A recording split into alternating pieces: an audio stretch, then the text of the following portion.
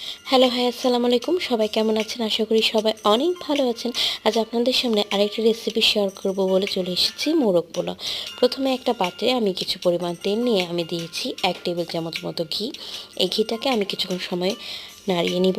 এরপর আমি দিয়েছিলাম কিছু পরিমাণ পেঁয়াজ কুচি, দিয়েছি সাদা এলাচ, দারুচিনি আর দিয়েছিলাম তেজপাতা। এবার এই পেঁয়াজগুলোকে কিছু সময় ভেজে নেওয়ার পর আমি হাফ কেজি মতো পোলাওয়ের চাল ধুয়ে রেখেছিলাম, সেটা অ্যাড করব। একটা সুন্দর ফ্লেভার আসার আগ পর্যন্ত আমি এটাকে ভেজে নেব। তারপর আমি এখানে দিয়েছিলাম স্বাদ মতো লবণ, দিয়েছিলাম আদা রসুন বাটা 1 টেবিল চামচ। এরপর আমি এখানে পানি অ্যাড করব।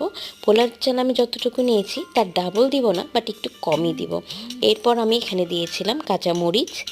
আর আমি রোস্টটা আগেই বানিয়ে ফেলেছি। এই রোস্টের রেসিপিটা এর পরের ভিডিওতে আপনাদের সাথে আমি শেয়ার করব। এবার কিছু পরিমাণ পোলাও আমি উঠিয়ে রাখবো। তারপর রোস্টটাকে আমি একে একে করে এখানে দিয়ে দেবো লেয়ার করে নেওয়ার জন্য। তারপর উঠিয়ে রাখা পোলাওগুলো আমি অ্যাড করব। নামানোর আগে 1 টেবিল চামচ ঘি আর দিয়েছিলাম পেঁয়াজ বেরেস্তা।